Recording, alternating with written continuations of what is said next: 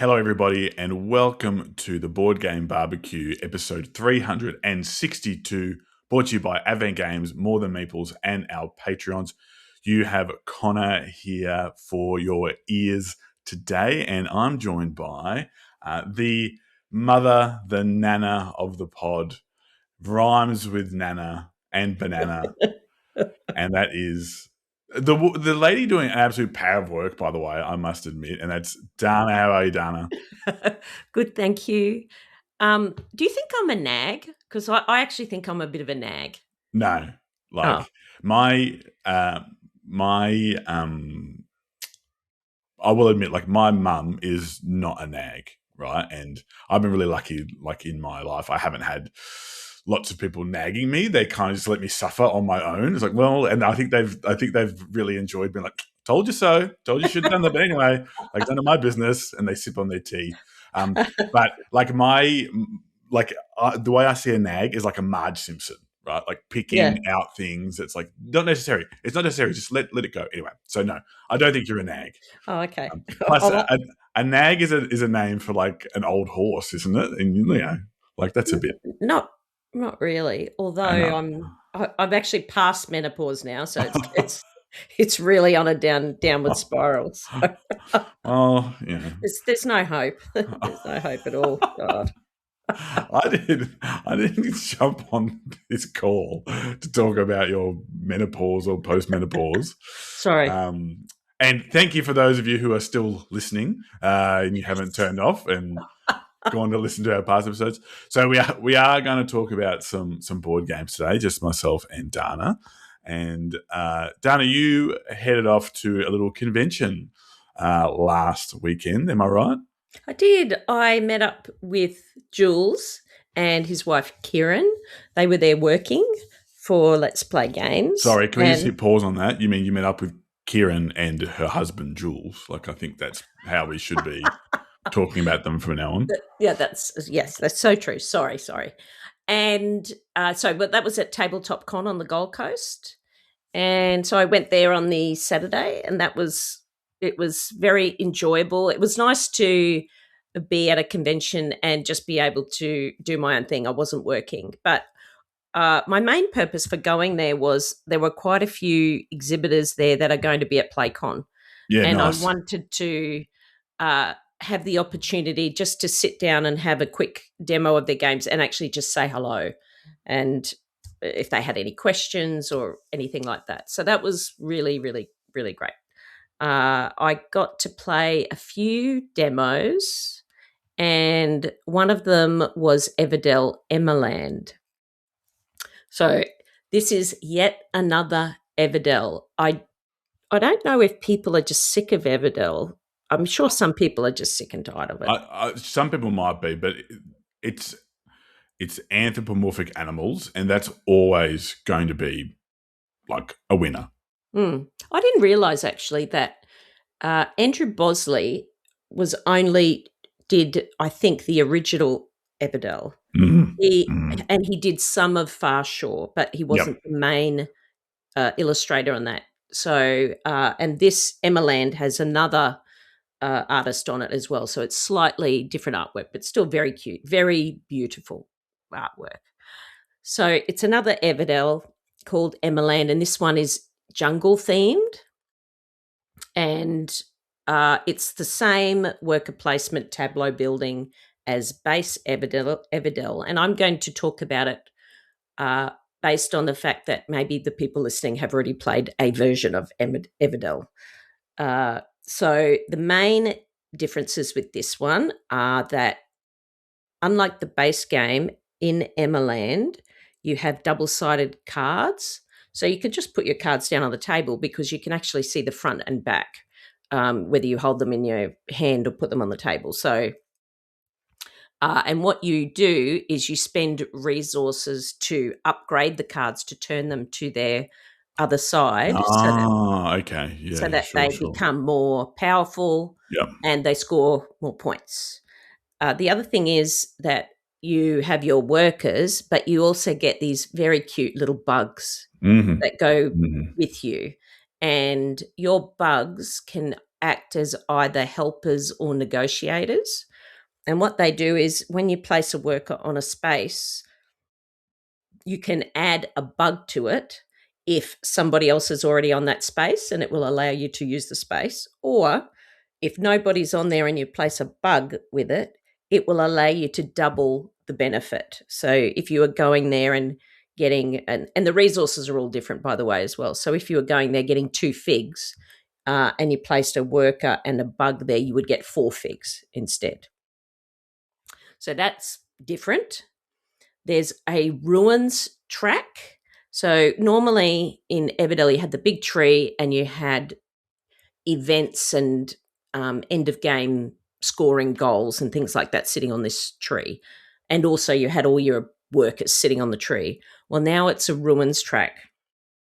And what you can do on your turn is discard a resource to move along this track. You'll get victory points, and you also get the opportunity to discard cards. And depending on how many cards you discard, you can then draw a bonus tile out of a bag of random tiles. And those will give you victory points and maybe an immediate benefit. But depending on the cards you discard. So, for example, if I discard 3 cards out of my hand, I get to pick 3 tiles and pick 1. It doesn't matter how many cards I discard, I can only ever pick 1. So it's a little bit of luck of the draw. So that's the ruins track, and you can only go into certain areas depending on the season as well. But right at the very end, you, instead of doing, I think it was called like the Journey, I think it was called Journey or something like that, where right at the end of the game in base Everdell, everybody would just discard a bunch of cards to get points. Oh yeah. So that's you sort of end up going to get these large quantity of points at the end as you go along this track. There's a dice river market that changes with every season. So it might have like the resources are bamboo, leaves, marble, harps, and figs. And I'm missing something. I can't like remember. a gem? A gem, yes, yeah. Emeralds. That's right. Yeah, yeah, emeralds. Makes sense. But... Yeah.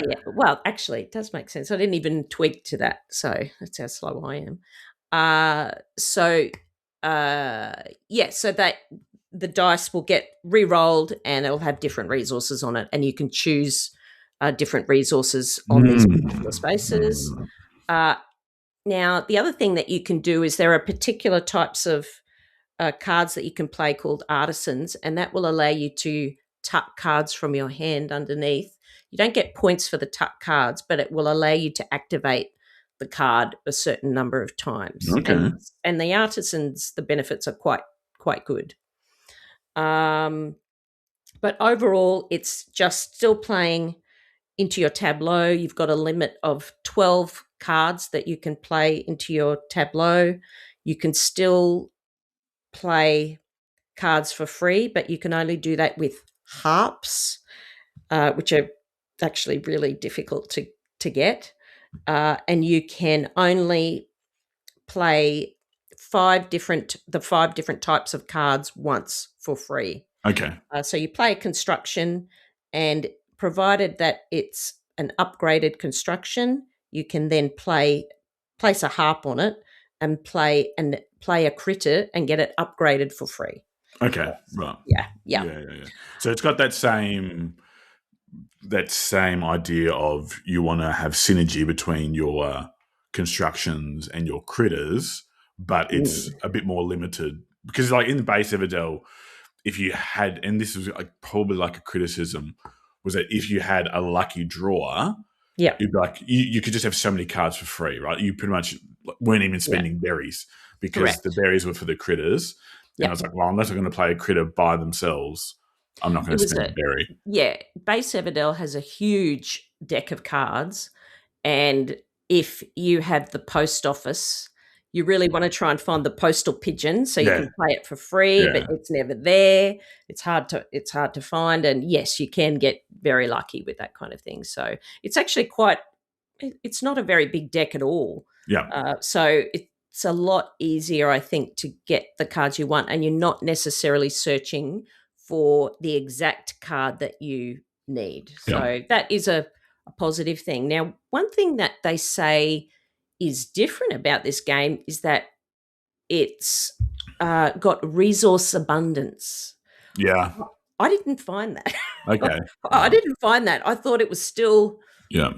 pretty hard to get resources. I thought cards were still pretty expensive. And this game, initially when I played it, I had that initial frustration that you do find in Everdell, where you've only have 2 workers at the start and you can't do Yeah. anything. It's Yeah. very hard to do anything at the start. You can't go very far. And I did find that in this game, but I really enjoyed the last round when we had all of our workers, and it was really like min-maxing trying to get every possible point out of your city. And actually, I thought at the start, I'm never going to be able to play 12 cards into this Mm-hmm. city. Mm-hmm. But in the end, I filled it. So I Yeah. think, having played it, I think it was just about right. It was Okay. just about right. Yeah. And they also have little end of round goals as well that you can go and get, and they're just for you. They're called realms. So Mhm. in the previous Everdell, it was goals that you had to try and achieve, but you're all going for the Yep. same thing. These ones are just for you, so you can go with that as well. Now, would I buy Emerald? Well, I have Emerald because I got the Kickstarter. But one thing I have found for me is that I've got the big box coffin. I've got that complete collection or whatever, the Everdell something or another. It's like basically at the size of a coffee table, a side table or something. I've got that. It hasn't moved since Yep.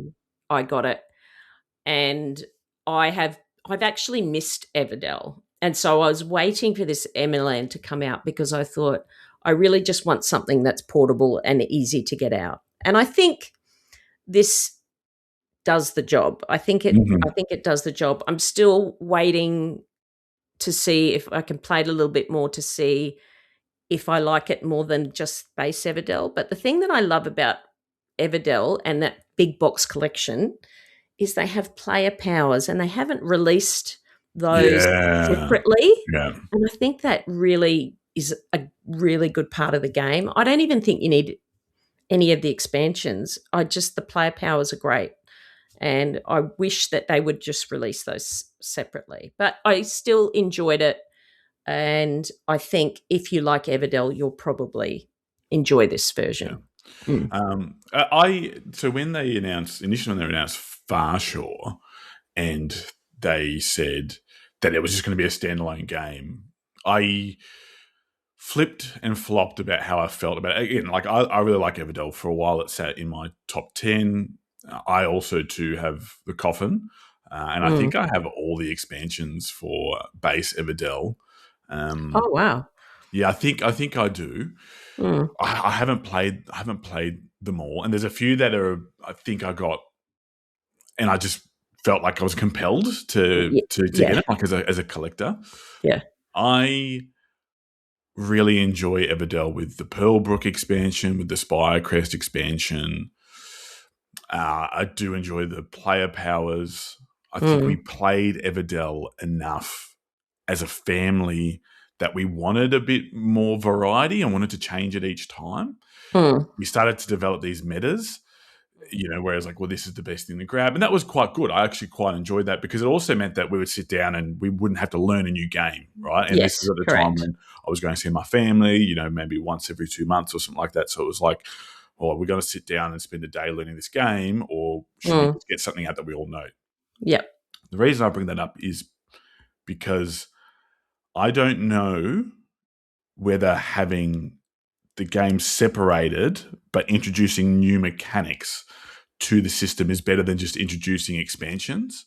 Mm. But I'm starting to feel like Farshall really felt like it was just Everdell with a new coat of paint, whereas Mm. I haven't played. What's the mountain one that's come at the? Silver Frost. Yeah, so I haven't played Silver Frost. I don't really know much about it. This feels really different. Like, as Mm. in, it's got dice. The original Everdell doesn't have Yeah. dice. It's Yes. got the ruins track, which you're spending, which seems to be It's kind weirdly of inspired a bit like Arnak. that's That's exactly been, what I yeah, thought which is of. cool, which is Yeah. fine, right? Like Yeah. that's Yeah. cool. But it's Yeah. still got that process of seasons.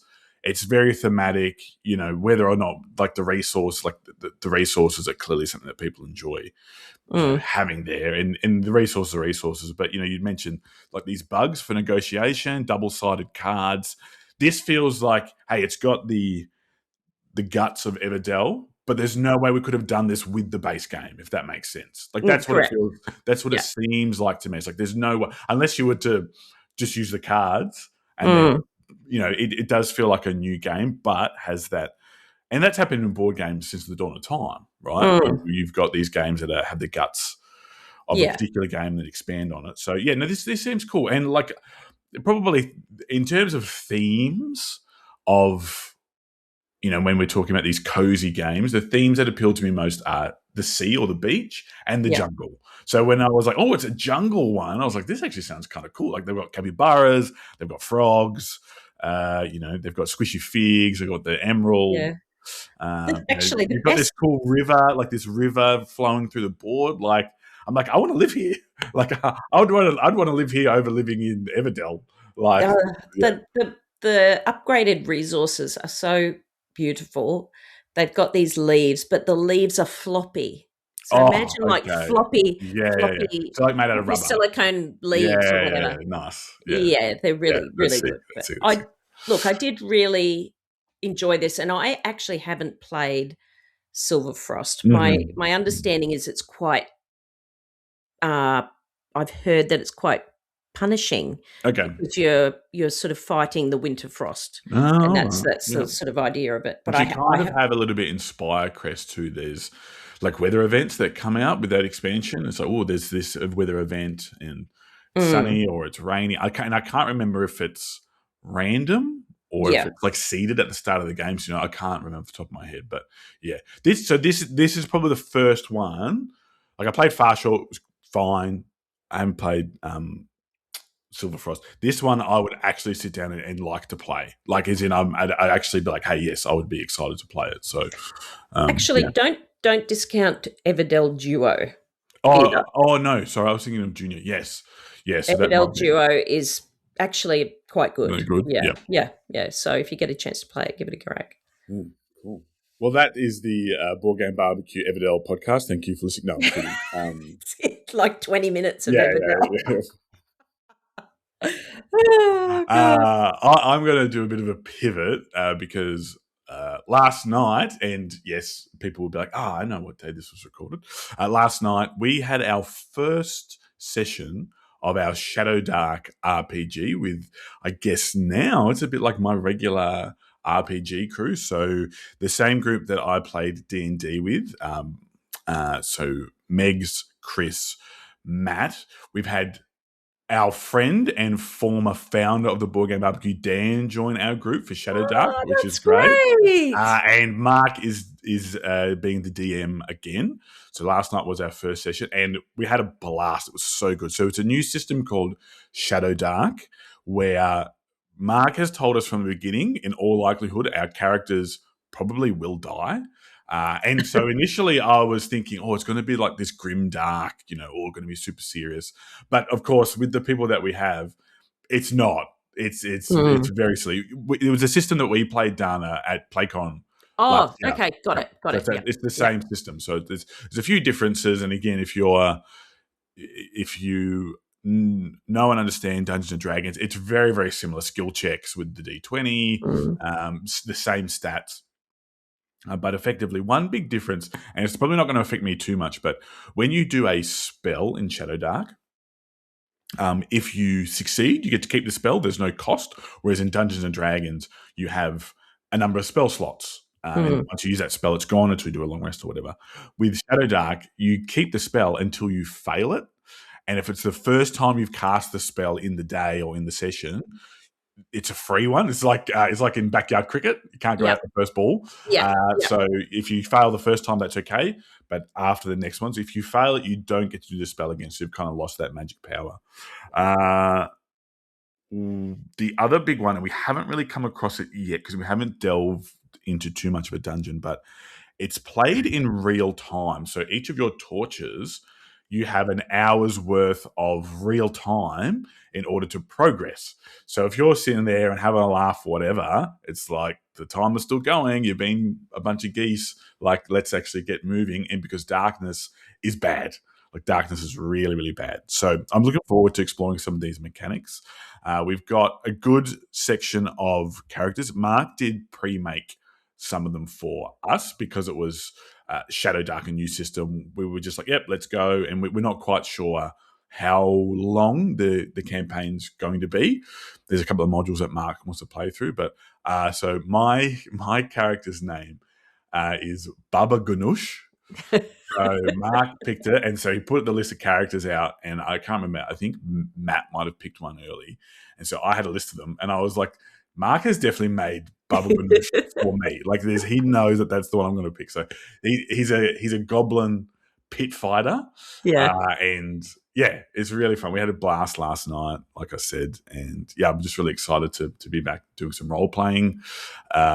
It's really good. I feel like having played the first campaign and a couple of other one-shots and things like that, I feel like I'm in the groove now from the beginning, and I think that's going to make a massive difference. So, yeah, I've actually chatted to a few people since I moved here and talked about my interests or whatever.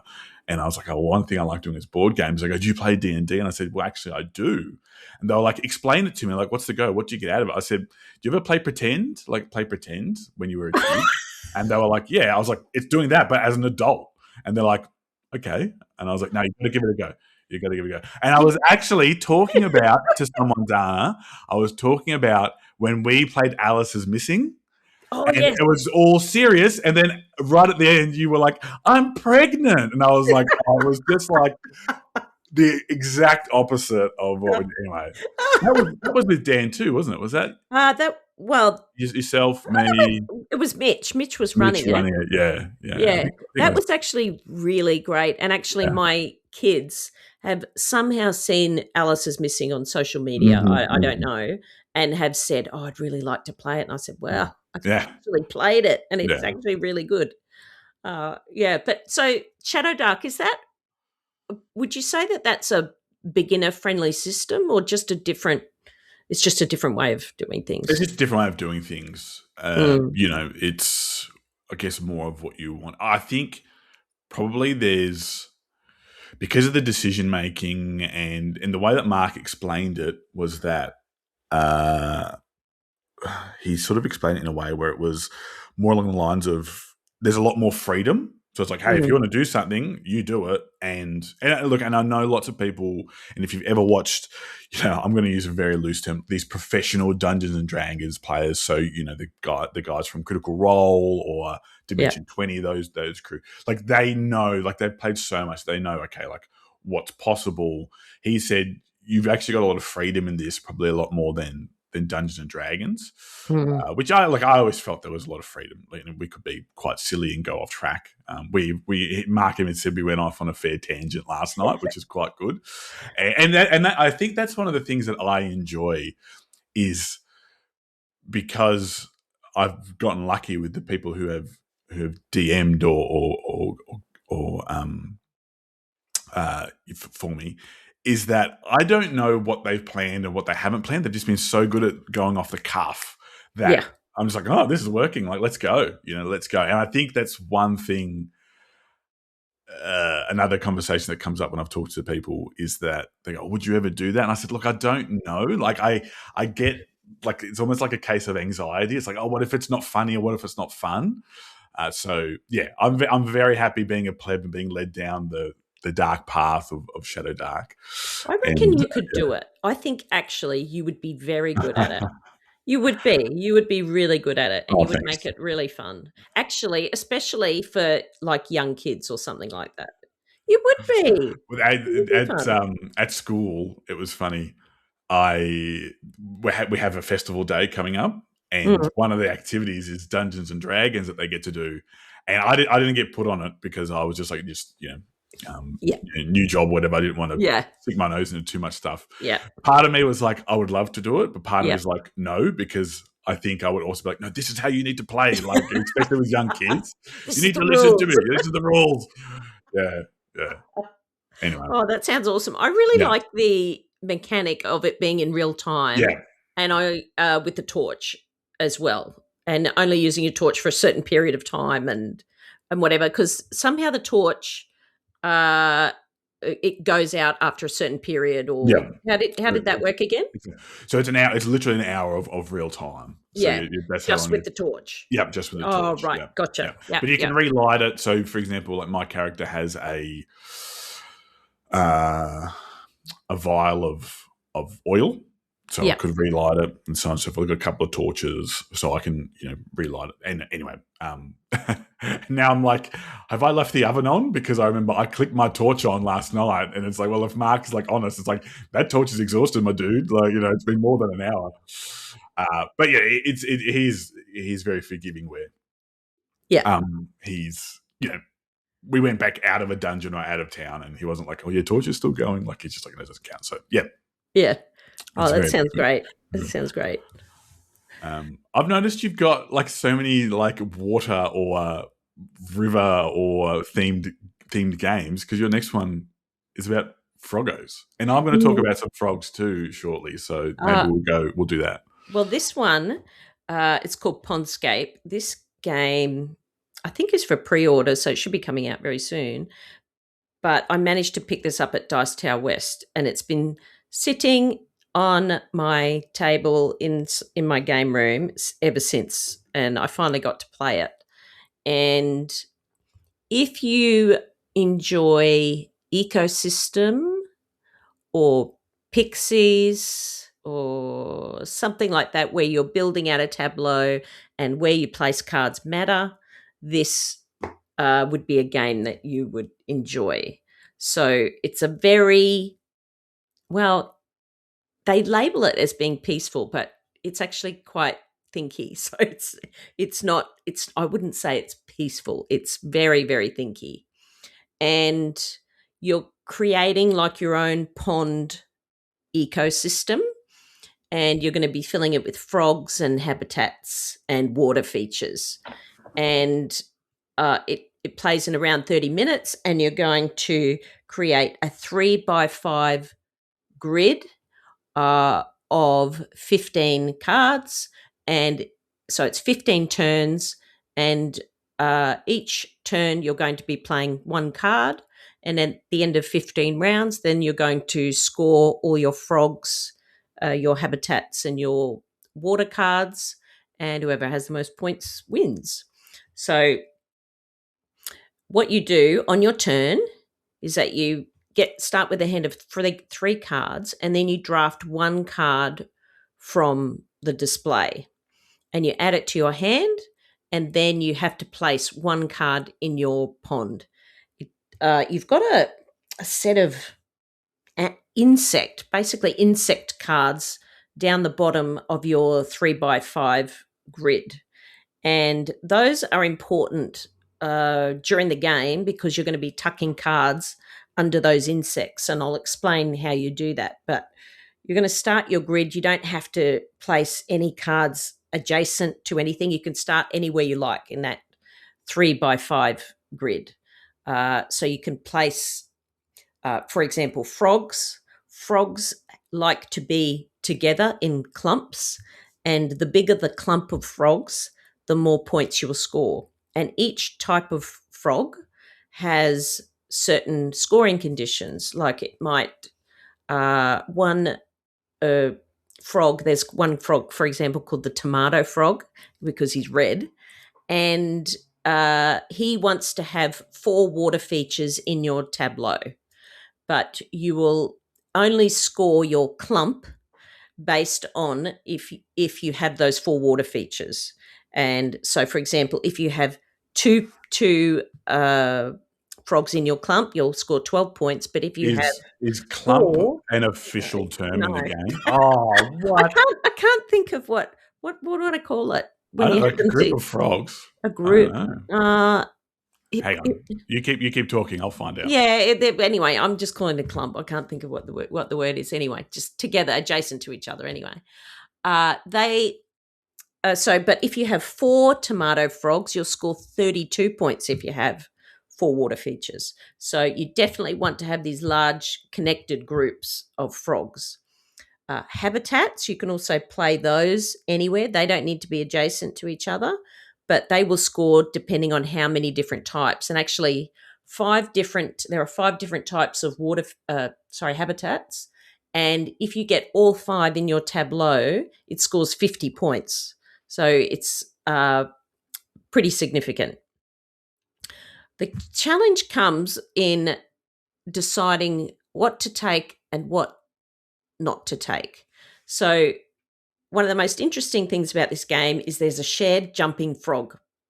So throughout the game, this frog moves around a central row of food cards. And these food cards have these insects that I was describing that were down the bottom of your tableau.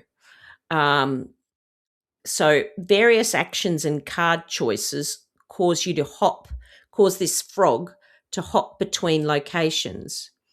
And whenever it moves and wherever it lands, it will allow you to tuck cards underneath the insects underneath your tableau.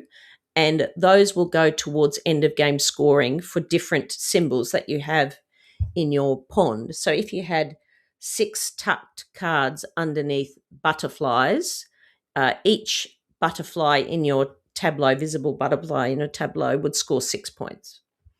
So it's really interesting with this jumping frog because you can control it based on the card that you take or the card that you draft. Because the card on the most left, that if you draft that card will not move the jumping frog. The card on the far right will move 2 spaces. The jumping frog will move 2 spaces. This is in a 2-player game, by the way.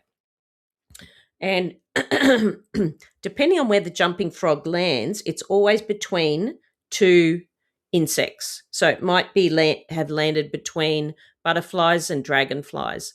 You are only allowed to tuck cards then underneath butterflies and dragonflies. Hence why you might like to draft a different card because you only want to move the jumping frog 1 space. So also, depending on what cards you play, those cards can allow you to move the jumping frog again. And this jumping frog is quite cool because it actually goes, it's hard to describe, but it jumps and then it goes around and underneath and jumps underneath these insects. So it goes in this rotating circle around these food cards. And so it's quite interesting. It reminds me a lot of Cascadia, Forest I was going to say Shuffle. it feels a bit Forest Shuffly to Forest with Shuffle. the powers and trying to get the powers to synergize. And then the tucking sounds cool. Yeah, and it's really it's difficult to decide because sometimes do I play this frog, but actually I need to play it as a water feature because that's where the symbols are, and I need those symbols, and it's very, very thinky, extremely thinky.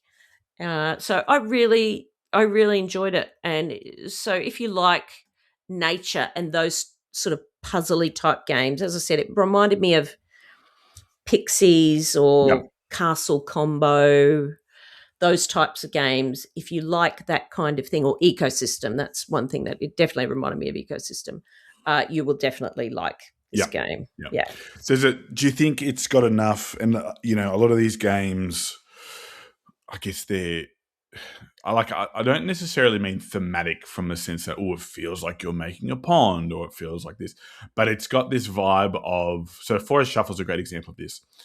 There's not heaps of competition between the players. Like it's mostly things like having the most of a particular type of tree, maybe searching for a particular card. Yeah. So it does feel somewhat cozy. Yeah. It can sometimes feel a little bit single or multiplayer solitaire in a way. Mm, mm. Do you feel like this has that same vibe to it, or is it a bit more nasty? Is it a bit more, getting I, into each other's space? I think it can be. It can be cozy. Uh, However, there's definitely the ability to hate draft Yeah, in this yeah, game and to move the jumping frog and take a card that you're likely going to discard and tuck underneath and not yeah, use it anyway. And you want to move the jumping frog so that the next person isn't able to get the jumping frog yeah, where they need it to be. yeah, So yeah. yes, there's that. I think that's important in these games because I mean, and everyone has their own cup of tea and whatever, and of Mm, course we don't yuck other people's yums. But for me, it needs to have some of that interaction. Otherwise, it's just a bit like you're playing two separate games of the same mm, game, and it's a bit like, yeah, oh, so you're only really basing a strategy around what cards pop up as opposed to, oh, I need to make sure that I can take that card yeah, because I know that Dana's going to have a turn. And a lot of the time when you're playing this with two players, that's what it ends up being. When it has more players and the mm, same amount of cards, they exhaust mm, a lot quicker, so you've got to pivot a bit more. yeah, yeah, But yeah, I mean, look, frogs are awesome. I mm, love frogs.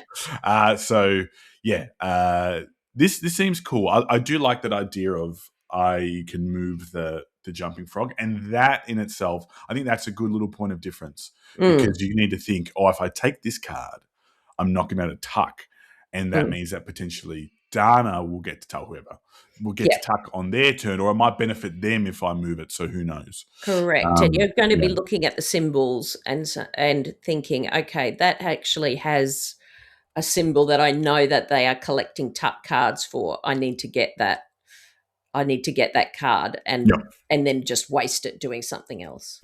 I hmm, think it would be. I played it at 2. I think it would be better with more players, mainly just because I think the competition would be better. Plus, a bit no, not like Forest Shuffle, but you just get through the deck a bit more. That's very much a problem with a game like Ecosystem. I don't know if you've ever played Ecosystem before. no, It's just you're building a tableau. I can't remember the size of it. I think it's 4x5, and there are different uh, like forest. It's not forest actually. It's like the original one is like got streams and bees and meadows, and each one interacts with the other depending on where it's placed. And it's a drafting game, and all you're doing is you have a hand of, I believe it's 8 cards, or it could be 10, and you pick one card and then pass your hand to the next player, and then everybody plays simultaneously, and it's just played like that until you hmm, get hmm, this grid.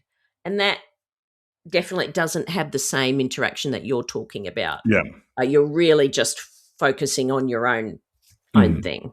But this has got some really interesting decisions, I think. I really enjoyed it. So yeah. yeah. Looks cool. And again, if you're after those types of games, looks like the type of game that would be for you. Mm. And again, hey, the theme could work. I could work with that. It's Nature. actually, it's designed by the same guy that designed SETI. Stop. No. Wow. Okay, that's yeah. There's definitely some pedigree there then that I Yeah. would be interested in because Yeah. man, yes, I think what I'm gonna do is I'm gonna play SETI some more and I'm gonna talk about it on the show, even though Joe's talked about it a couple of times because I really like Do it. you know that it came with I don't this? know anything, Dana. So go. You can It came you with can just talk. it came with this giant meeple as like a promotional thing, Yeah. and it's the ugliest meeple I've ever seen. Look, Is it the jumping that's one? the jumping Yeah. frog, but he's Is it all made of really wood? it's wooden, but it's ugly. Do you think it's ugly? I think it It's looks. ugly, and it's just it's just way too big, and But it's yeah, I don't like it. can you, if you want, I can do the snip of you holding that so that people know. Yeah. No, Yeah, later. well, At the end. Not now. Not now. no, Later. now. Okay, hold on. Um, Yeah, but I wasn't happy with the promo. that's But yes, that's a jumping frog, though. Clearly, right? yeah, Like, it's so clearly it needs to frog. be bigger and a bit gaudy.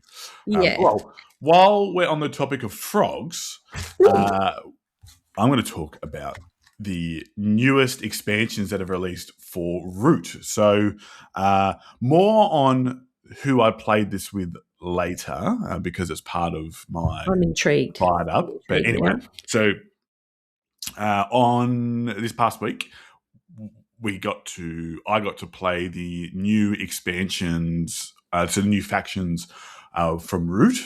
So there was oh man, I'm going to get them confused now. And I think the next episode that I'm going to be on will be with Jules. So I'll be interested if he's You played mean with the any of next these. episode? Yeah. Well, true. Both can be true. So both can be. uh, so I'll be interested if he's played through anything. I can't remember, but he was definitely keen to get his hands on these. But so the latest expansion from Root came out with 3 new factions. So this is pretty cool. So there's ones that are skunks. So I think they're called like the Deep Forest Knaves. Um, I got to play as the frogs, the Dysphoria, and then we also played with the bats. So the bats are and I'll quickly go through and explain how the different factions work. So if you haven't played Root, just go back to any of the past 350 odd episodes. I'm sure we've talked about it in some form in one of those. And of course, designed by guest of PlayCon, Cole Worley, and art by Carl Ferrin, which is fantastic.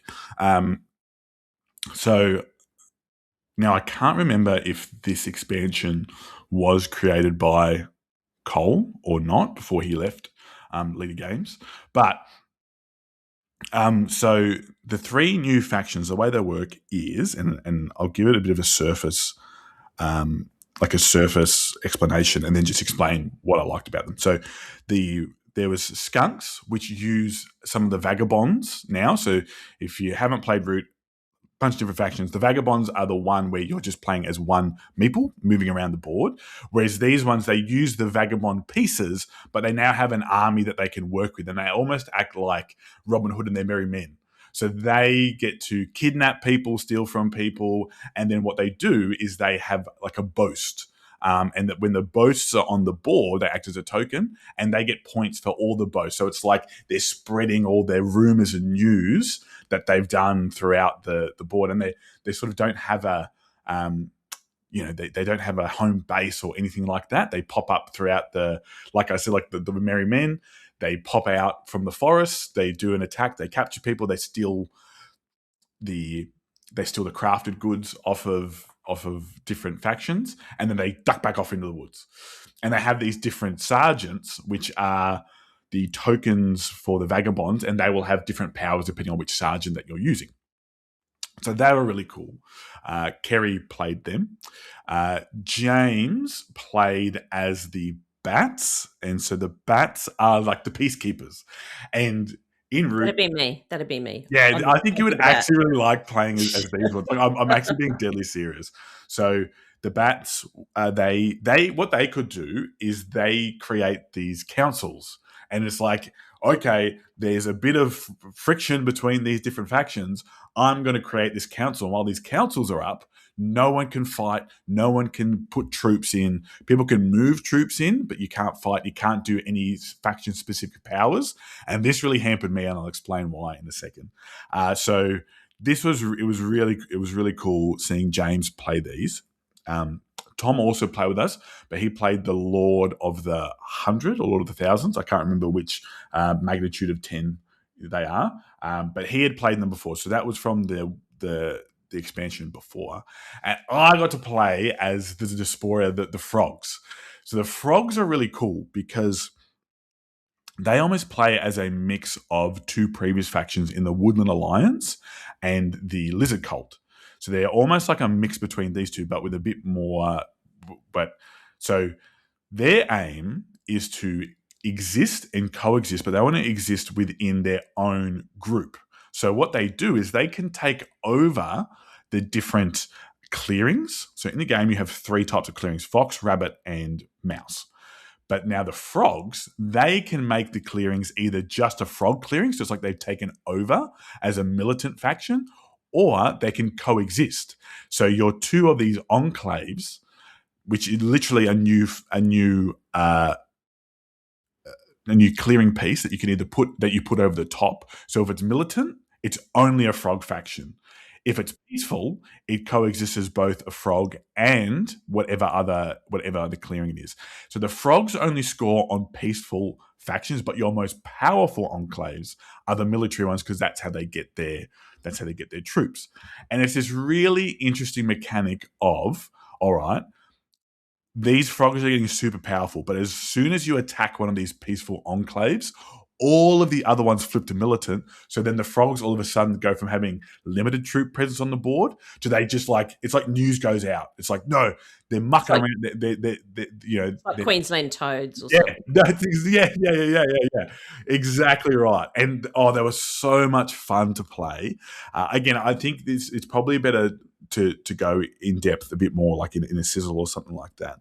And I would love to play some of the other factions before I do that. So Jules, that's it. We need to sort this out. Either you are going to play it together, you and me, Jules, or we got to play it individually and come back and play again. So, I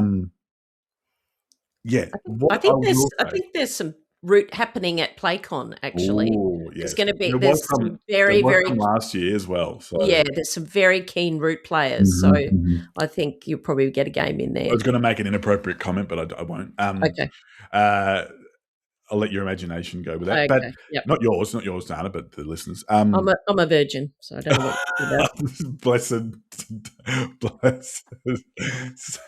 I do pray to you every morning in class, Dana. So, Dana, our good mother, pray for us. No, but so the reason I brought this up was so 3 new factions, one as one that's relatively new but not as brand new.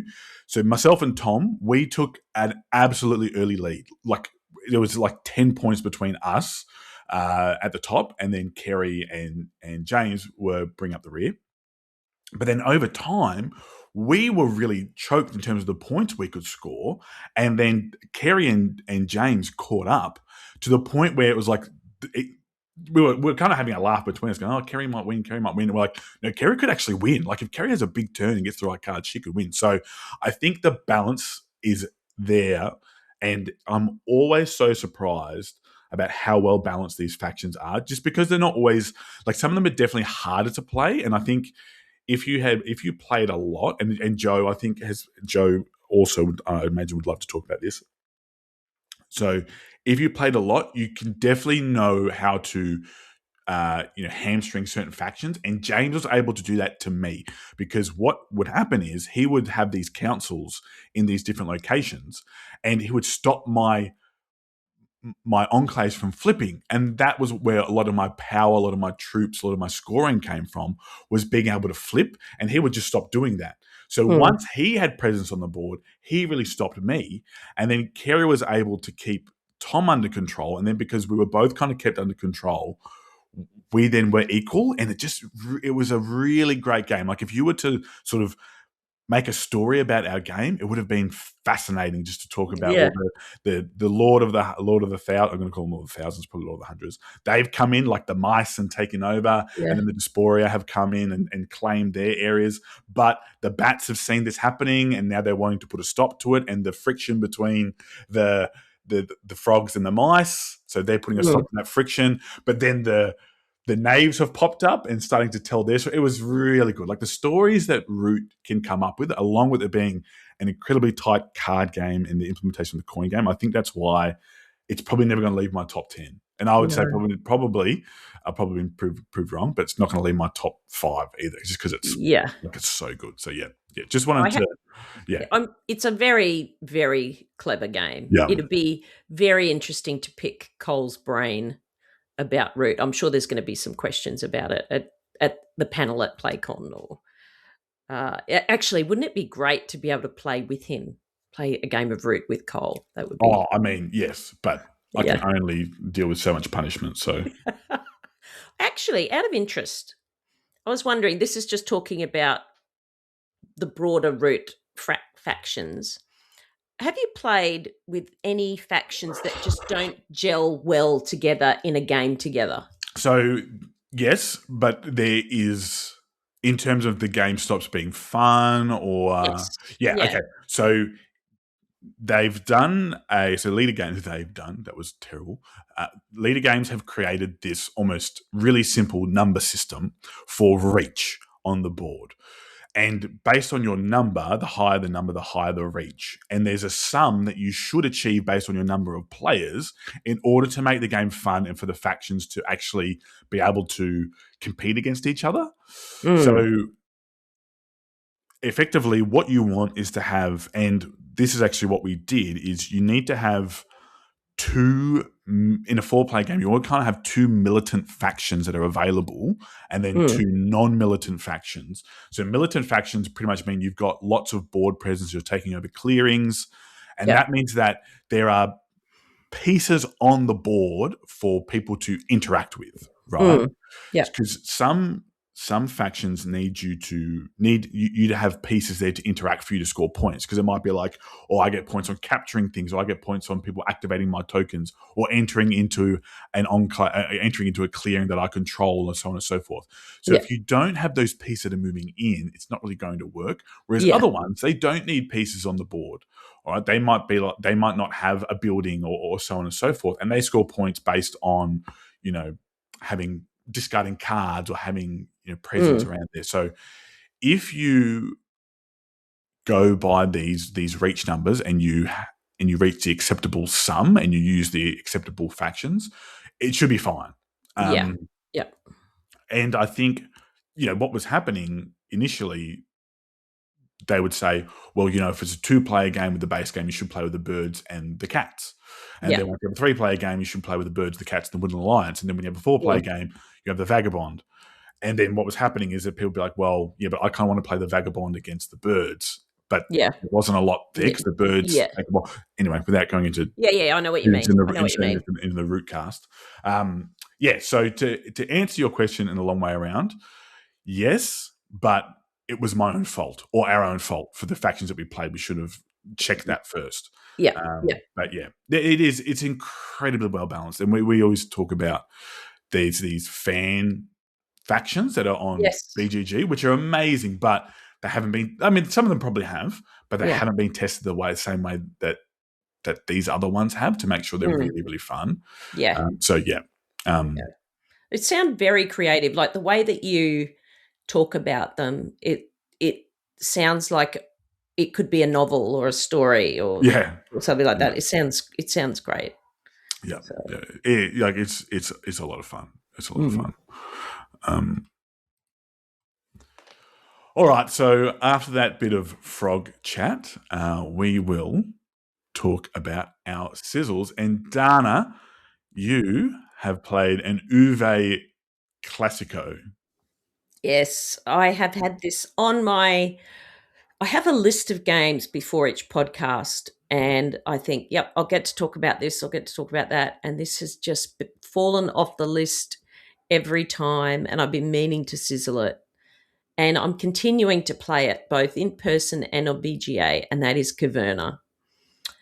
So this is a classic game. I don't even know when it was produced, actually, but it's a follow on from Agricola.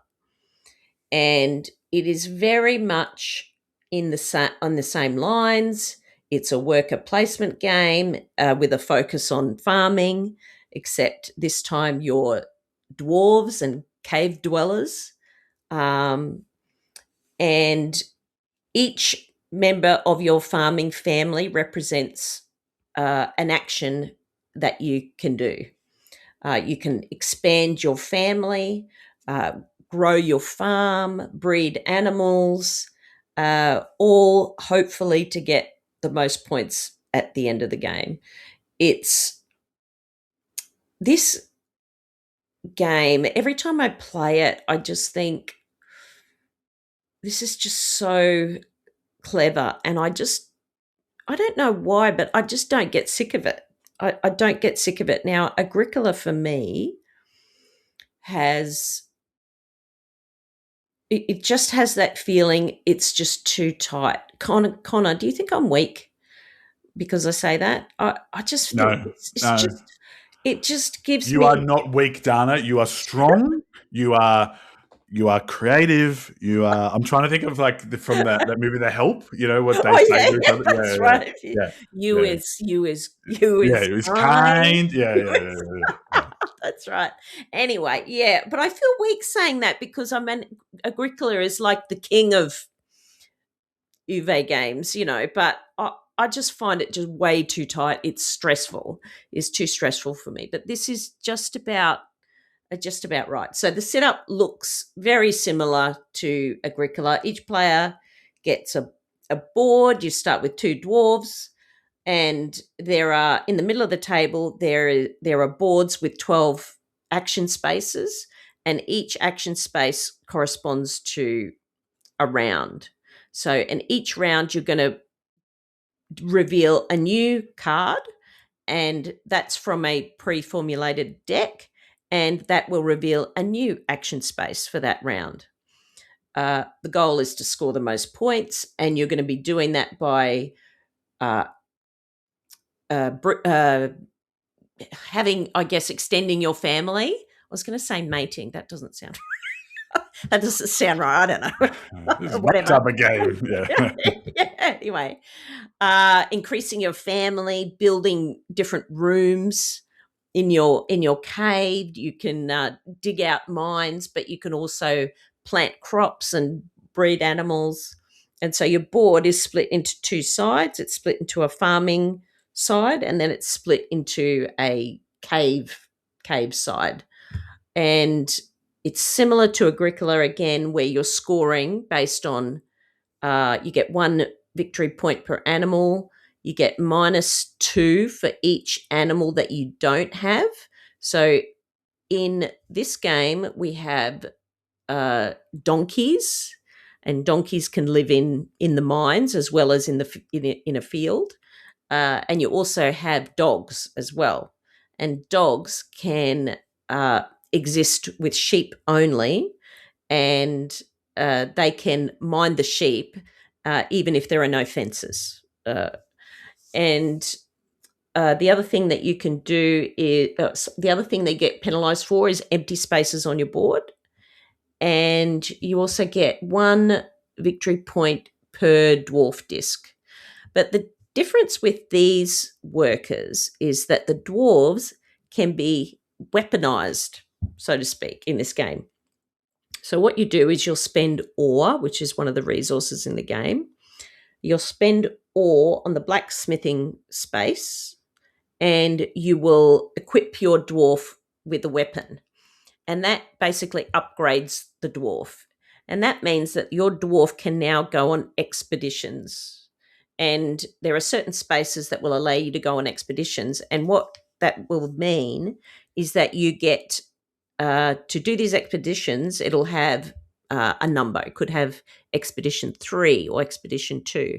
That means you get that number of loot items. And there's a list of loot items depending on what level weapon you have. And then each expedition you complete, you level up. So you move up to the next weapon, which gives you the advantage of getting better loot. And you can get to the point where you can actually start uh, building crops, and you can furnishing caverns, and you can get quite good actions out of it if you do that. So as I said, the actions are very similar to Agricola. Each of the spaces accumulate resources each round. Uh, you can still take actions like to sow a field, add rooms to your house, but it's a little bit easier. The sowing the fields, and also creating food from animals, and creating food from wheat and pumpkins, because normally in Agricola you have to get an oven, and it's just an extra step in the process to try and get food.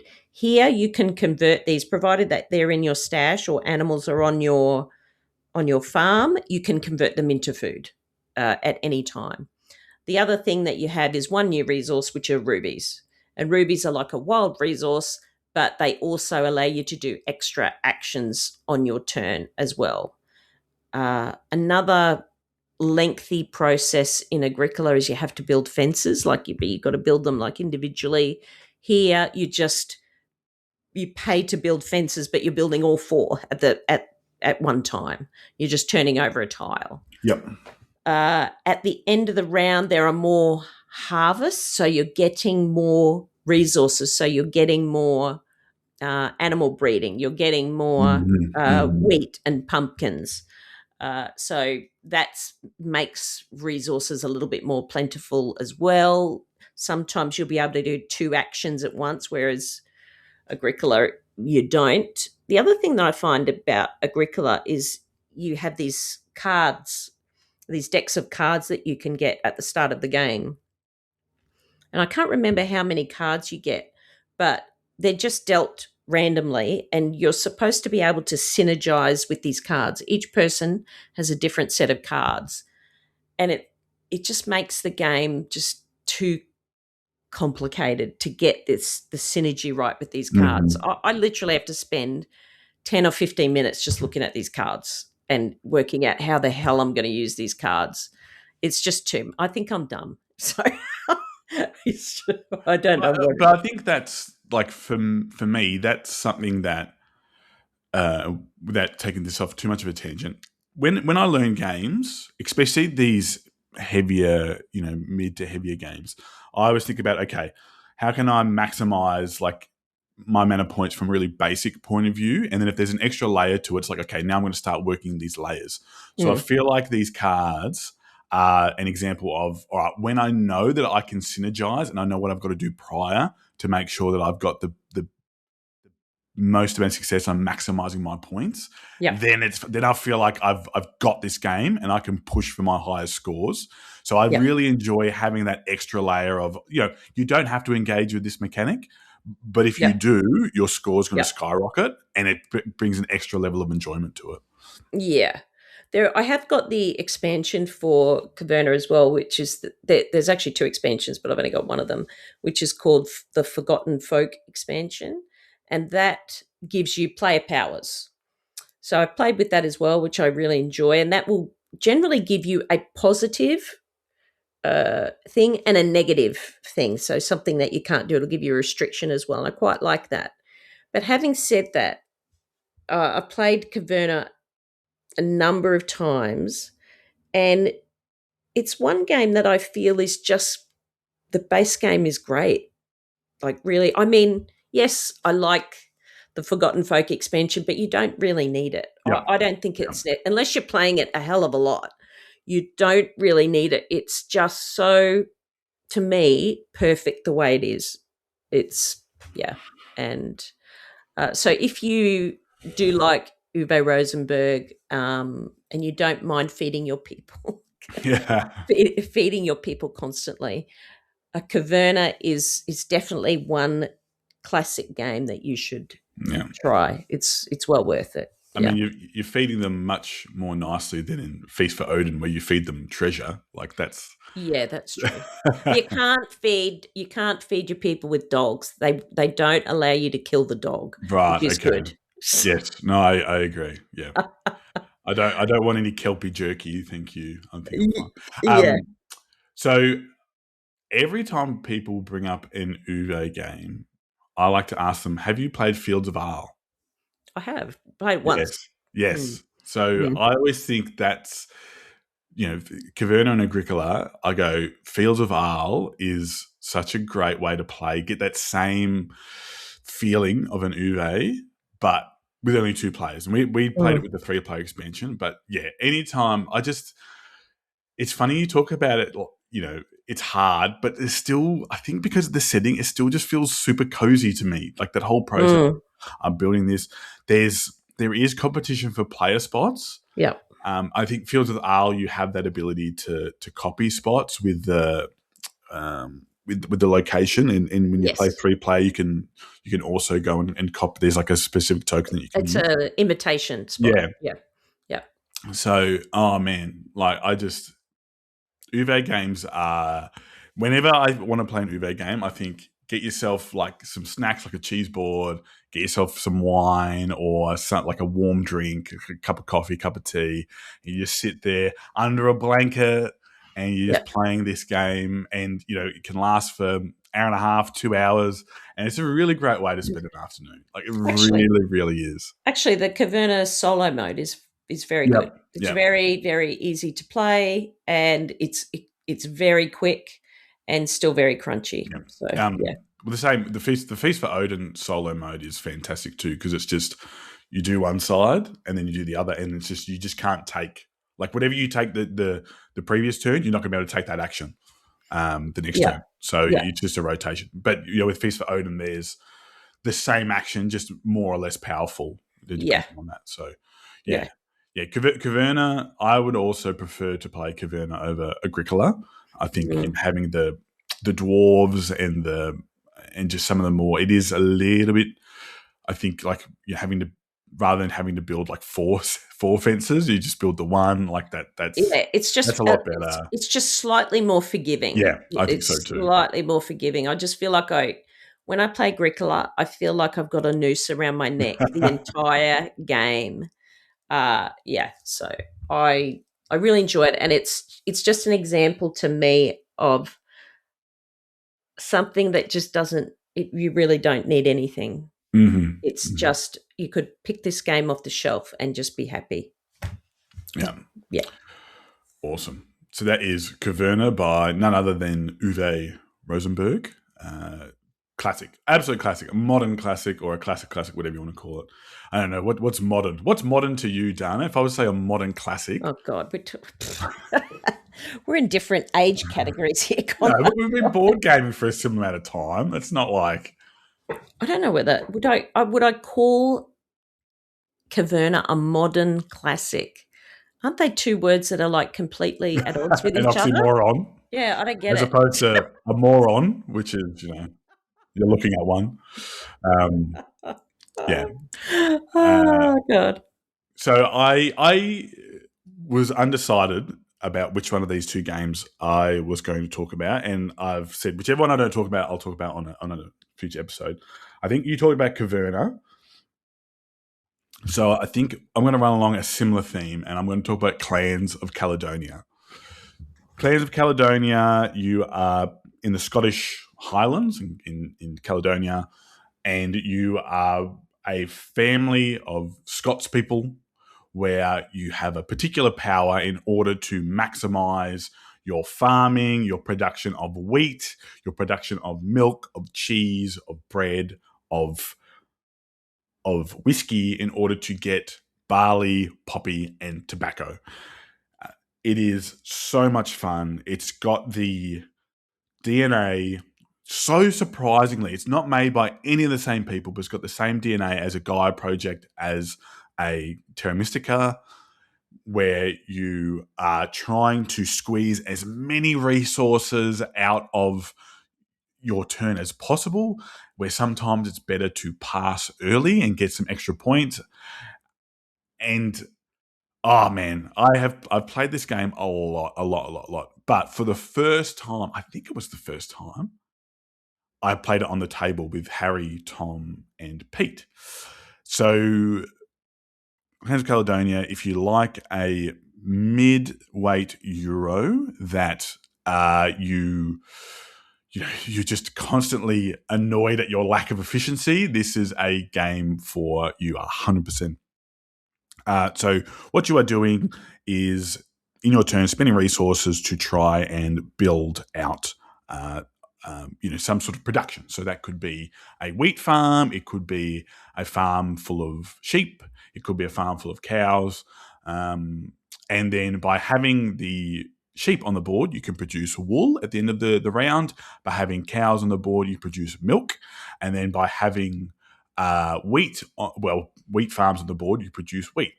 Now, wheat produces 2 wheat per round, but it's also very expensive.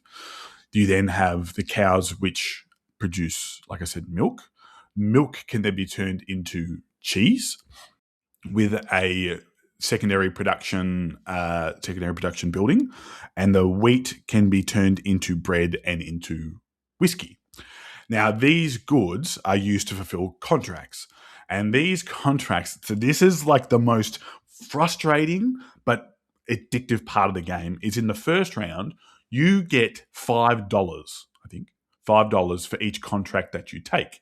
Now, unless you have a specific faction, you can only take one contract at a time. So you can only take another contract when it's fulfilled. And of course, in the early turns, you have the most limited amount of resources. So you want to take the contract to get that $5 to put towards your production buildings. And you want to turn that over as quickly as possible. However, you might not have the resources. So you need to plan, look at the contracts, go, which ones can I do, so on and so forth. In order to get money, you can either put out woodsmen or miners. And the miners then, will mine you gold. The woodsman will get you wood. It's not really a resource. It just ends up being money at the end of the turn. It's your income. In the second round, it's free to take a contract, but you don't get any money. And then each turn after that, it goes up in increments of $5 that you have to pay for the contracts. So while you've got all these resources, you then have to pay money in order to take these contracts. And the great thing about this is, at this point, this is when you have an incredible amount of resources to spend, but you might not have money. So what do you do to be able to use these resources to get money? Is you go to the market. And this is one of my favorite parts of this game. And it's so simple. And, so anyone that's an economist or works in will be like, yeah, that's just how markets work. But it's just so good. So each time you spend a resource, you are then decreasing the supply, okay? Or you're decreasing the supply, which then pushes up the demand, which means that resource is extra to buy. However, if you want to buy that resource, it pushes it down, which means that the supply is there, okay, in the market. So that's the whole idea, is when you sell and buy, it changes that market. And mucking around with that market manipulation is one of the most fun things, because what always happens to me is I'll be like, great, I'm going to buy some milk because I don't have any cows on the board and I need milk to be able to fulfill this contract that's been sitting way too long. So what does the person in front of me do? Yeah. They buy a shit ton of milk, and then milk is too expensive for me to buy. I would really wish they would sell the milk back, and then that way there's milk for me to buy. But no, they don't. They buy the milk. And, all of a sudden you find yourself, someone has pushed up, they bought a whole heap of wheat or whiskey. Yeah. And it swings and roundabouts, right? Because then someone will do that. And then all of a sudden you're sitting on this absolute gold mine of a resource. You're like, Connor's big payday is here. And then you just end up making absolute bank. And there's different ways for you to manipulate the market before you buy and sell. Yep. There's different regions on the map that you can build on and use effectively, like the corners of the map, and they will give you a bonus. They're random each game, but they can be something like, you get to manipulate the market before you sell, or so on and so forth. Oh man, this game it's so good. We played it 4-player. I'd only played it 3-player before, and at 4-player, it's like a knife fight in a phone booth. It is so tight. Like, I spent half the game accusing people of, why did you go there? It 100% benefited them. They weren't being jerks, but it was like, why would you go there? Like, why wouldn't I? It's cheap. It's like, yeah, but I wanted to go there and I was going to do that next turn. They're like, well, why didn't you? It's like, because I'm not good at this game. That's why I didn't go there last turn. Like, anyway, it's just excellent. The choice between are you going to place an expensive farm on an area because it gives you excellent positioning, or are you going to do it in a cheaper area because it's cheaper and lets you save money? That decision, especially in a 4-player game, is super important. You can effectively have reach on the river. So what happens is, when you're positioned on the river, you can have reach, and it's effectively like your ability to navigate and move down the river quite easily. So, positions along the river are way more expensive, but it gives you more chance to spread out. The more you spread out, it gives you a better benefit at the end of the game. Another great thing that happens is, of course, you need to have beef and mutton or lamb. So in order to get them, what do you think you have to do, Dana? Oh, I don't want to hear it. Yes. Does it start with S and end in R? Oh, yeah. I hate that word. Right. But of course, you then remove those sheep and cattle from your board, which you no longer have wool and milk to produce. So you then have to go put them back on the board. But then other factions, they work into that because it's like, well, each time you build a secondary or the first one from your row, it's cheaper. It's so clever. It's so well balanced. A new expansion came out last year, I think. I haven't played it yet because it was our first time. It was, I think, Tom's first time playing it. But as soon as this game finished, I was like, we have to play this again. I made so many poor decisions that I'm going to make again, but we're going to have to play it again. So, yeah. Have you played Clans of Caledonia? I have only played it on BGA. Yeah, which is a great way to learn it, by the way, an incredible way to learn it. So I did enjoy it, but I've only played it a couple of times, and I must admit I was clicking around a bit going, hang on a minute, what am I meant to be doing here? So I wouldn't say I have a great understanding of how to play the game, but your explanation was very good. Oh, thanks. Do you have a favourite faction? Or I have a couple that are good. There's one that you... Clan. A clan. Yeah. So I really enjoy... the last one I played was if you settled on the hex of a river delta, you could reduce your cost of a building by $3, which is incredible.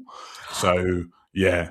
I've played that really faction. Good. Yeah, that's really good. Yeah. There's ones, so the one that lets you have an extra contract is super forgiving, and in the early game, all of a sudden you're just getting this stream of income or saving yourself money because it's like, I'll take 2 of these, and as long as I fulfill one of them, it's fine. There's an empty space. There's ones where, so Pete played as the milk clan, so he was just selling milk at the end of the round. So he was just producing all this milk. He was buying milk because he could sell it, and it doesn't activate the market. It's just like a selling action that he can do. So he was buying milk at a reduced price from the market and then selling it. It was like he was money laundering. It was like he was money laundering the milk. So that's a great one. Yeah. There's ones where you can, if you make whiskey, you can store it in a cellar.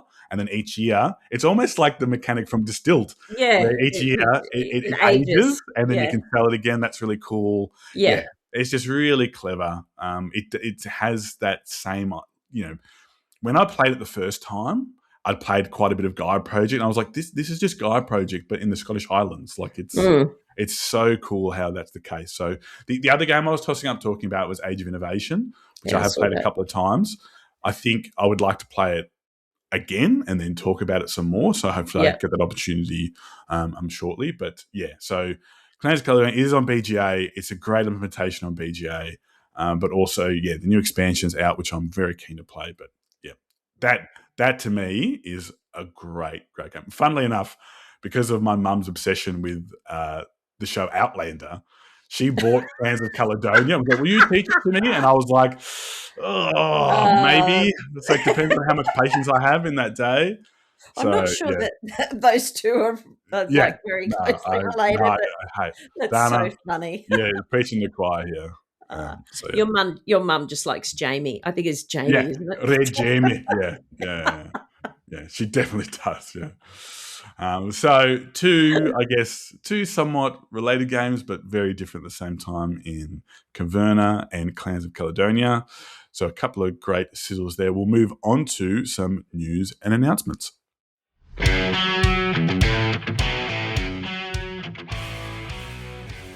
Looking to round out your Garthel collection? Head over to garthel.com, where you can find titles from across the Garthel range and finally fill those gaps on your shelf.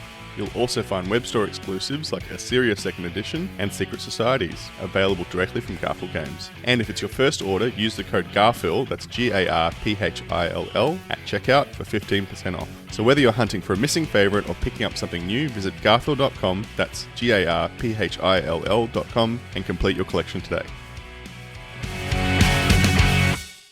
All right. So, of course, coming up, it will be just over a month from when you're listening to this. PlayCon, the 3rd to the 5th of July this year. Tickets are still available. The location is the ICC in Sydney.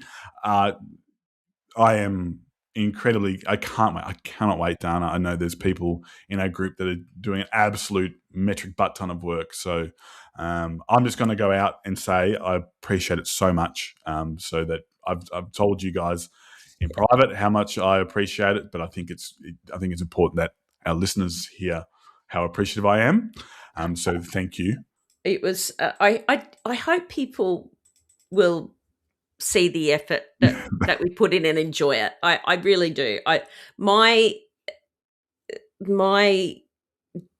joy is really just seeing it. People I don't know, excited about something different that they haven't seen before in the previous years, maybe, or something like that. And just the stories that come out of it, people wearing their different coloured T-shirts that they, because of their game group, they all have a different coloured T-shirt. That's fun. And that's really fun. I just love seeing the community and everything. And, of course, I'm very excited to meet Cole and Andrew as well, and Shem. I have not met any of them, although I spoke to Andrew on a call today. That was very exciting. Did you fangirl? Yeah. You're supposed to be professional. Yeah, I tried to be professional, but I couldn't help it. Lovely bloke, that man. Lovely bloke. Yeah, lovely bloke, yeah. So a couple of, I guess, exciting housekeeping things. So usually housekeeping is like, ugh. So After Game app is going live at 8 p.m. on June the 3rd. Please, we're going to have some incredible opportunities for you. Get in there and book some spots. Start putting up your own games as well that you want to play. So please check that out on After Game. Make sure that you are subscribed to our group. You'll be able to see the full schedule of events and games. So please jump in to sign up. Tickets are still available for Friday and Sunday, although Sunday is selling out quite quick. If you do want to come on the Saturday, you're going to have to grab a 3-day pass.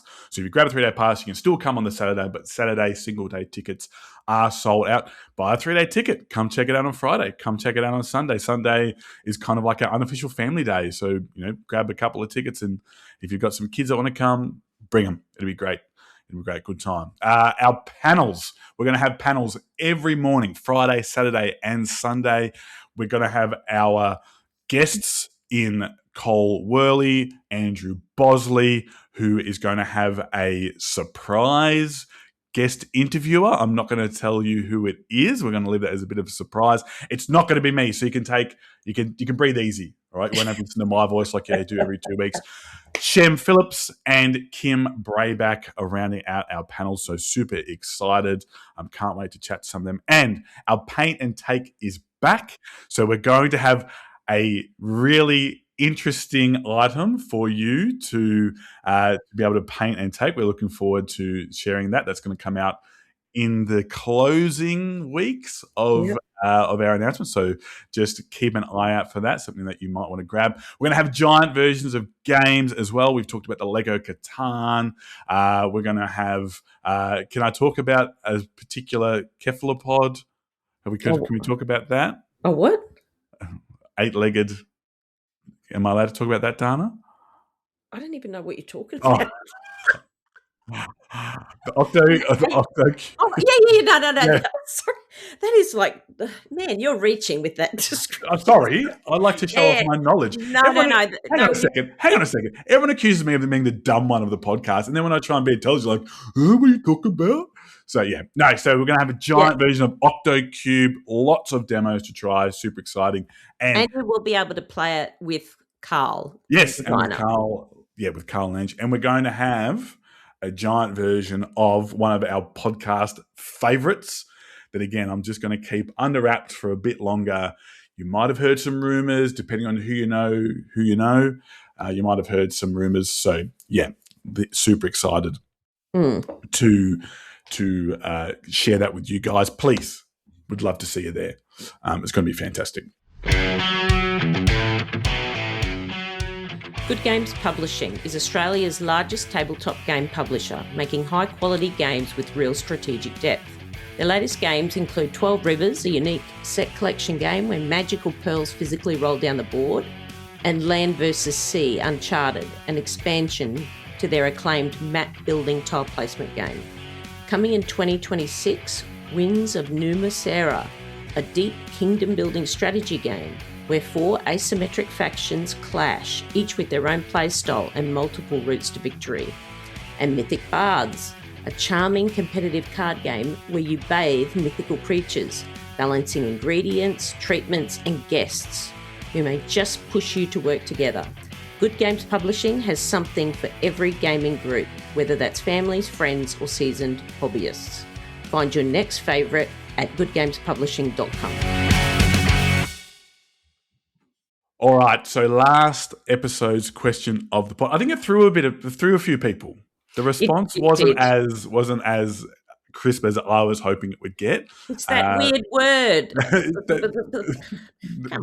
not really a word. Legacy, Legacy whatever it was. So Yeah, the question of the pod was, what's your favorite way to legacify games, or what's your favorite legacy mechanic in board games? So hey, feel free if you want to talk about this one as well in the chats. That's fine. Go back and reply. But we did have some responses, Dana. So before we get to them, what's your favorite legacy mechanic? What's your favorite way to have legacy in games? Look, to be honest, I think it's pretty much, sorry, like J. Ben Dixon put in a little answer to the question of the pod, and it'll be that. So I'll probably talk about it when I read it. Let's go. Okay. Let's go. Hit us with these responses.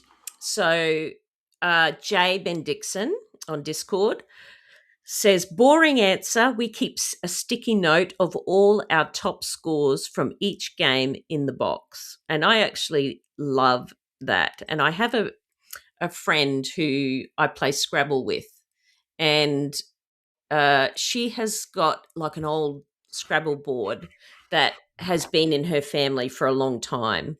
And there are scores and notes in there from her mother from years and years ago. Excellent. And she'll put a little note saying, I scored 56 points with this 7-letter word, blah, blah, blah. And then she'll have a little note about, and so-and-so said this and so-and-so said that. And it's really lovely. There's just like a lot of history in this box just with these little notes in the game box. So I actually really like that. And then Jay continues and he said, mild answer, we put the start token with the previous colour player who won the last game for the next game's bragging rights. And then he's got a fun answer. Any game with trading or negotiations, no one forgets any previous game's wrongdoings, and vengeance is our legacy mechanic. So I just want to interrupt here for a second. So this is rife, right? Like you play in these negotiation, even games where there's a hidden trader or deduction games or things like that, you start to learn people's tells. And it's like, I know that they would play this in a particular way. I know that that's what they would do. So they themselves have their own form of legacy, even though it's not official. There's always so I know Dana plays this game a particular way, so I need to make sure that I take a particular card so that you don't get to do that. Yeah. And also on Discord, Kyle King, super boring, but almost always we'll put the used player characters or factions upside down in the deck stack so we know which ones we've already tried and work through them till we tried them all. Still working our way through Tapestry. There's so many. And that's actually the perfect game to do that, because by the time I've remembered what I actually by the time I played Tapestry again, I can't remember what I played. So that's a fantastic game to do that. Yeah, I agree. And it just lets you go through and play different, where there's a lot of factions or player powers. It makes sure that you cycle through them, which is cool. That's actually a good one to do for Everdell, actually, with because there's I don't know how many player powers there are, but there's a lot. there's a lot. So that's actually a very good one. Jonathan says, my favourite legacy mechanic is forgetfulness about the past, where where the past legacy is covered up and forgotten about. Like in terms of putting stickers on cards, putting stickers on the board, opening up new tuck boxes that change and add new mechanics, but basically where you end up playing a whole new game. Yeah, that's cool. Tom H says, not sure if this counts, but nearly every game I have is legacy-fied by necessity to make sure my young kids have the patience to sit down and actually finish a game. Taking out everything except a few simple core rules makes board games with kids possible in my family and is exciting and a relief for me when they finally get a bit older and to add a new rule in that they'll accept and enjoy. It's equivalent to opening an envelope every 6 months, but you take what you can get. I actually love that. Yeah, we used to do this. We 100% used to do this. So when we play games, especially more complex games, like with my old man and with my mum, they would even say, hey, look, we're not going to use this rule. We want to play it without this rule first. And then when you're a bit more experienced and can understand a bit more, let's play with it. And I'm astounded that, and maybe they do, I just don't play many of these games that are for kids for obvious reasons, but I'm astounded that more games haven't done this as a form of like cheap legacy. And I understand it's like, oh, but you're not playing a whole game. It's like, yes. But for example, like Machikoro Legacy, I played that through with someone who wasn't super duper into board games, and it was great because it was enough for them. Like for me, yeah, it was a little bit basic, but the whole idea was to spend time with them. So it was like, and you were slowly adding on. And by the end, you were probably playing the complete game, but you had played through so much of it that you were really comfortable. Like you can either play it in its current version or you can just be like, yeah, that was cool. I'm done. Like either way, it's fine. So, yeah. Yep. And Rorge says, I've only ever started one legacy game, the well-known Pandemic Legacy Season 1 with my wife. It wasn't her type of game, so I keep meaning to go back to it and finish it solo. Maybe it's a dad thing, but I just couldn't rip up a perfectly good card. I just can't do it. Instead, I just use a Ziploc bag that says destroyed. If I was to legacy-fy a game, it would be Endeavour Deep Sea. I reckon that would work well. I've not played that yet. I've heard great things. I sizzled that.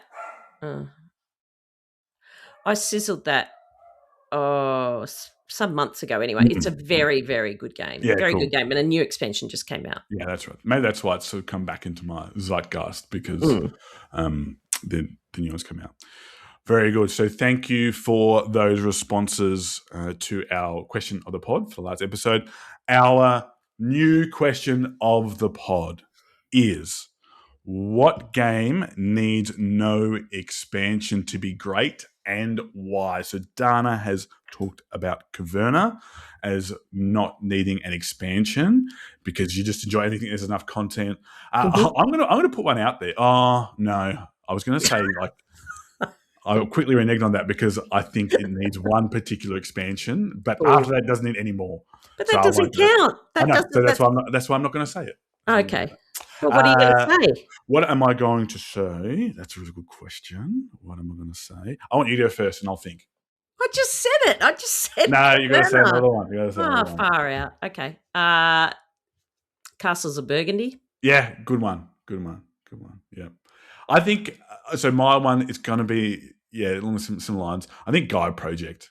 It does have an expansion, but for so long it didn't have one, and I think that, and it was played like competitively. Yep.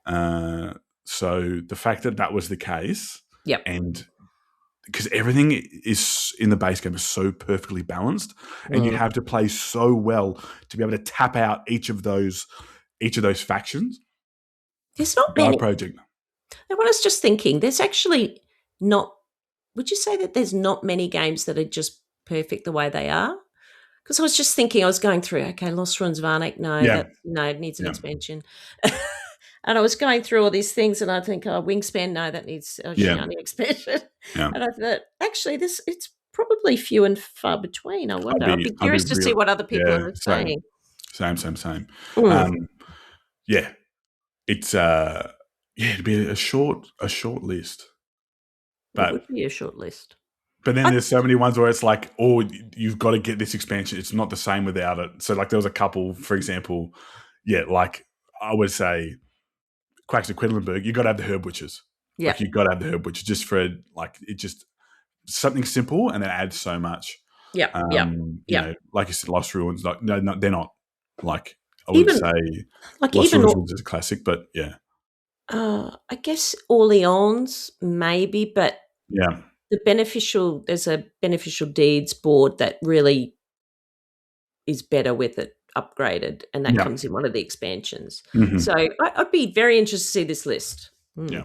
Even like, you know, I love Lords of Waterdeep, but arguably you've got to have the Scoundrels of Skullport to get the most out of it. So I don't know, mate. Yeah. I'm happy for there to be a bit of a discussion. Like, is it perfect but could be better? You know, like Lords of Waterdeep's great. I'd play it without the expansion, but the expansion does make it, I think, objectively better. So, yeah, interesting. But as per usual, it's not up to us. It's up to you guys, our community.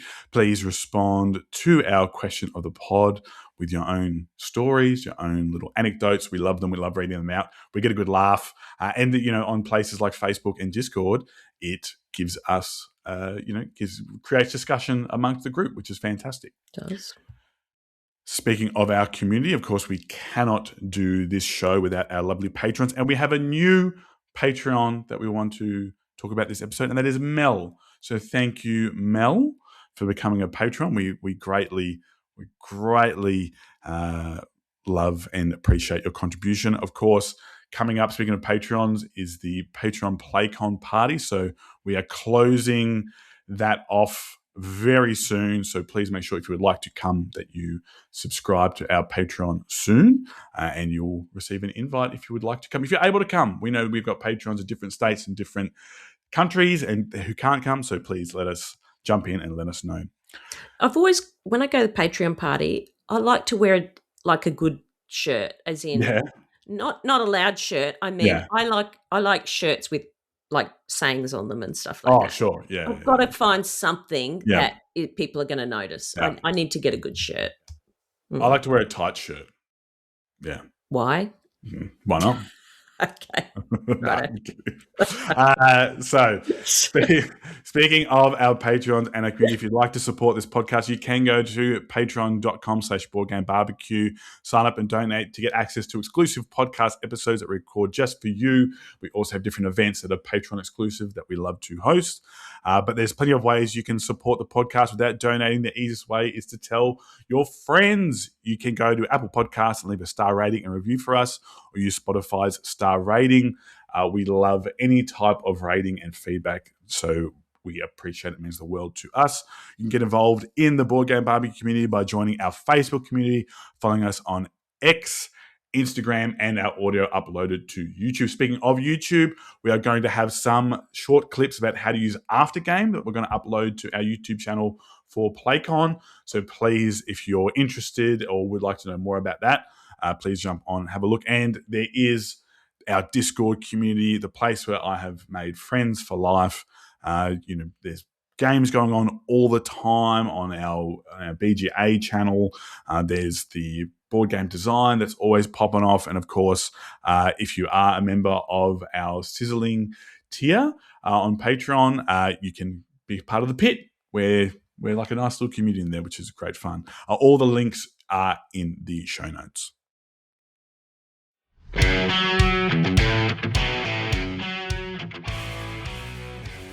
Ready for dice-chucking tactics and epic battles?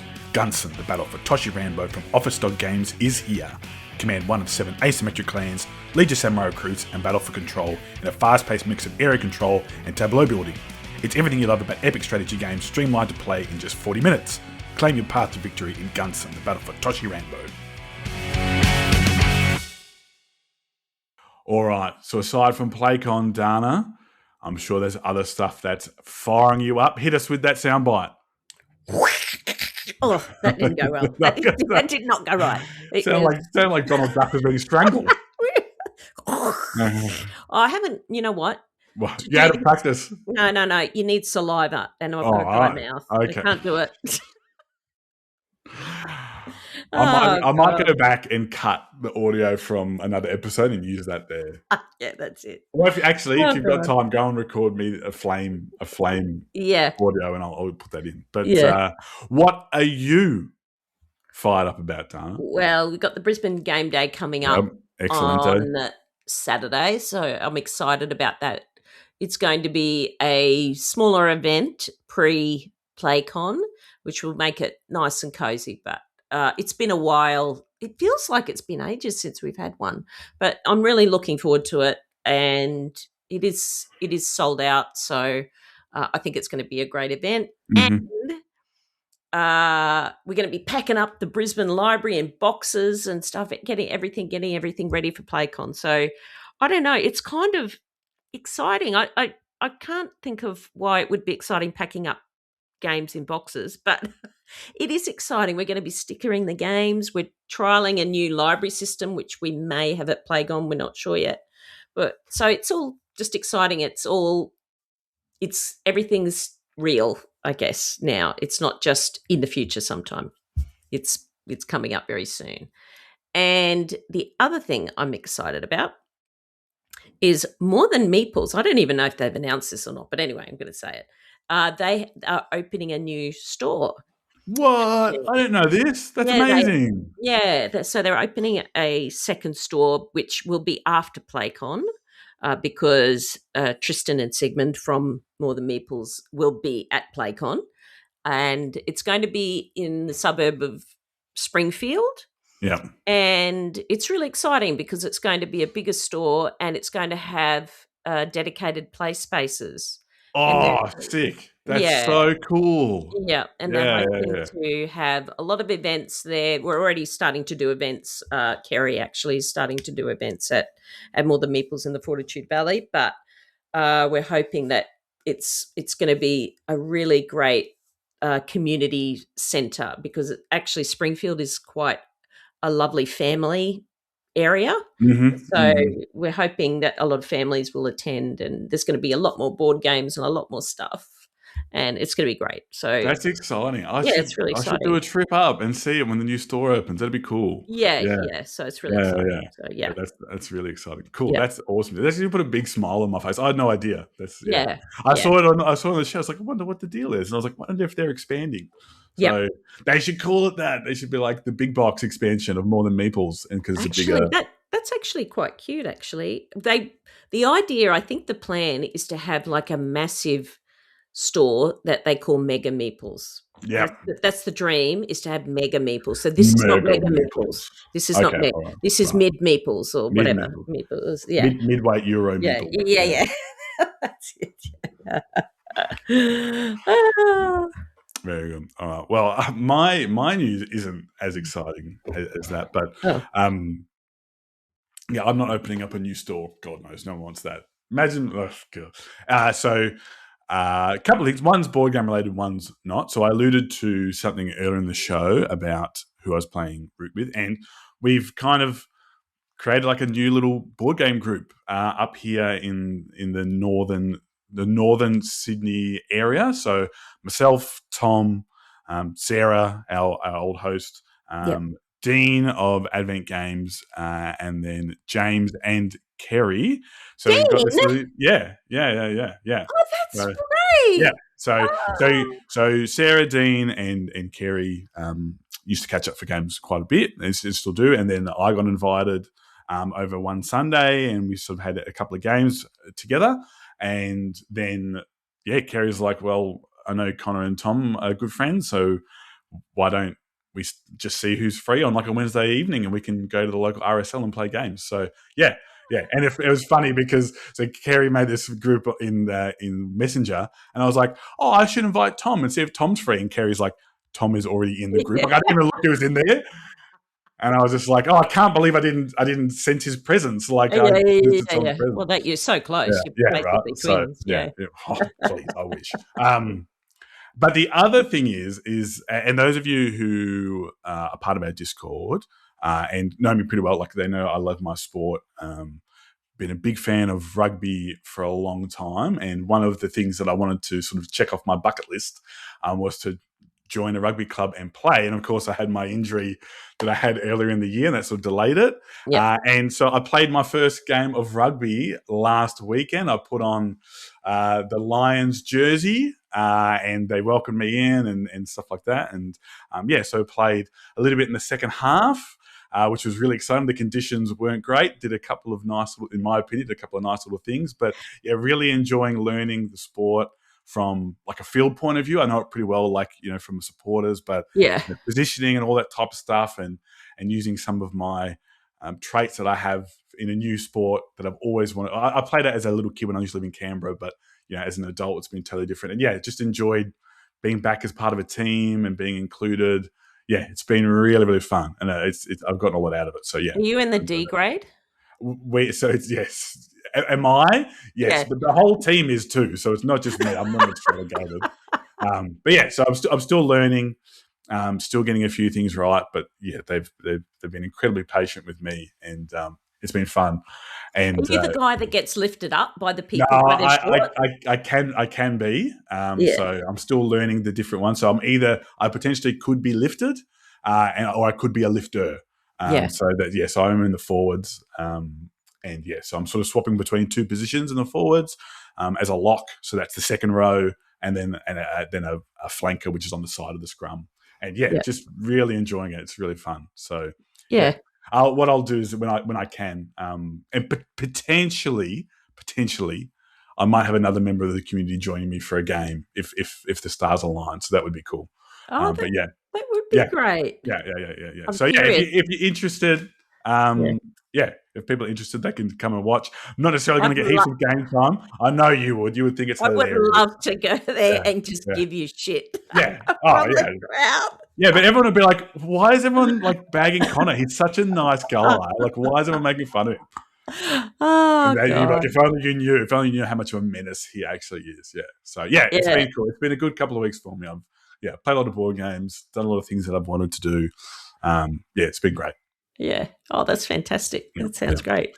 But yes, so that does bring us to the end of the episode. I hope you like our new format that we're trying out for the time being. I haven't really said much about it, but we're just trying two people on an episode, see how it's going. I really enjoyed sort of these one-on-one chats I've been having with yourself and Joe, Dana. It's been great, so that's been fun. And you could probably work out potentially who's going to be on the next episode. Probably going to be Jules with me. It could be a guest. Yeah, it could be a guest. That's right. So, hopefully you've enjoyed it, and it's just something that we're doing to kind of lighten the load leading up to PlayCon. Lots of people are doing a lot of work, and I just thought this was a nice way for me to help contribute and do that. And you're editing. I'm editing. So yes, the podcast as well. So any complaints, please direct them towards Conor. Yeah, please. Especially from our sponsors, we're like, you didn't put our ad in this week, you numbnuts. I'm like, yes, I apologise. I can go and fix that. So, but hey, like I said, Dan, been lovely chatting to you. It's been good. It's been good. And thanks for listening, guys. Thanks again to our sponsors, More Than Meeples, Advent Games, and of course, our patrons. Could not do it without you. Keep playing those games, and we'll talk to you again soon. Bye. Love.